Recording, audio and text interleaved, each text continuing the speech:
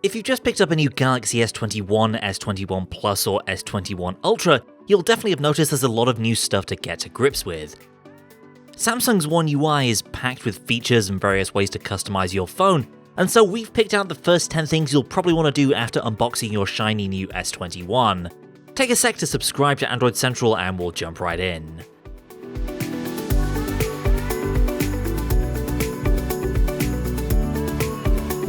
The Samsung free newsfeed found on the leftmost home screen panel actually isn't too bad on the Galaxy S21, but we definitely prefer Google Discover, which hooks into your Google account and gives you a personalized feed of news and other updates. If Samsung Free is enabled by default on your S21 model, you can simply long press on the home screen, scroll over to the left and select Google Discover. And from there, your Google feed will spring to life on your S21's home screen just like it would on a Google Pixel.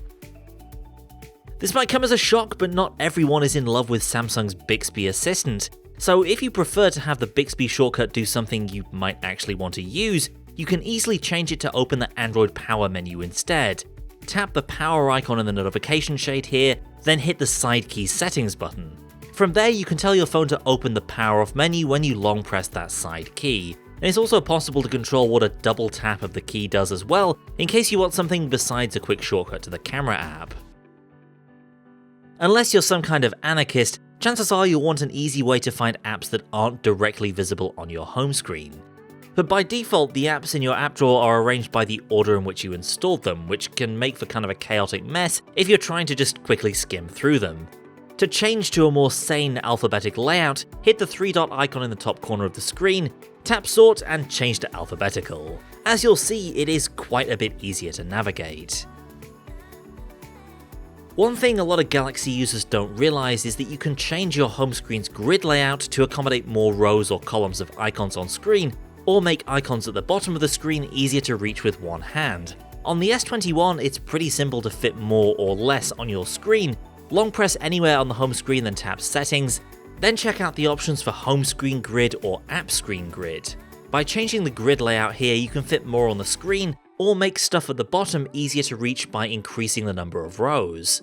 With a big screen phone like the S21 Ultra, I usually like to go for the maximum number of icons, but feel free to play around here until you find a layout that works for you. On a lot of Samsung phones, you can tweak your resolution or refresh rate to balance display quality, smoothness, and battery life. On the S21 series, you'll find all these options under the display settings menu. If you're using the standard S21 or the S21 Plus, then your only option will be to switch down to 60Hz to save power, which we wouldn't really recommend because it looks kinda gross compared to the default 120Hz. On the S21 Ultra though, you've got a few more options to choose from. Not only can you clock down to 60Hz for less smooth scrolling but better battery life, but you can also downscale to Full HD Plus for a little bit extra power saving at either 60 or 120Hz. Even on a big display, it's kinda hard to tell the difference between QHD Plus and Full HD Plus, so if you want to squeeze a bit more power out of the S21 Ultra, this may be an option to consider. Samsung phones for the past couple of years have had the always on display option disabled by default, instead opting to have it only show when you tap the screen. But if you do want that constant readout of notifications along with the time and date, it's really easy to turn on the AOD under the lock screen settings menu. Another thing you might want to change is the setting for the fingerprint icon on the always on display. The Galaxy S21 series finally has a really great in-display fingerprint sensor, but if you find it inconvenient to not see the sensor location with the phone laying flat, you may want to leave this showing as part of the always on display. This is a feature that frankly every Android phone should have, and on the Galaxy S21 for some reason it's turned off by default. The swipe down shortcut on the home screen to activate the notification shade is a must for most big screened Android phones. To enable it on the S21, simply long press on your home screen, go to home screen settings, and toggle the option to swipe down for notification panel. We all have our own preferences when it comes to navigation buttons and gestures on our phones, but we recommend that you at least try Android's gesture navigation system on your Galaxy S21, which lets you switch apps more naturally and free up more space on the screen for your apps and content. To enable it, go to Display Navigation Bar, and you'll see a bunch of options to play with. You can even reverse the button order if you do prefer to stick with those on-screen navigation keys, but really, we think gesture navigation is the best way to go on any modern Android phone. Power controls for smart home devices are built into the power menu in many Android 11 phones, but that doesn't apply to Samsung Galaxy devices right now. Instead, on the S21, you'll find this stuff located under the Devices tab in your notification shade. So if you use a lot of smart home gadgets, this is definitely a key shortcut to keep in mind. These are basically the same controls that you'd find on a Google Pixel, and they work pretty much the same, but on a Samsung phone they just live in a slightly different place.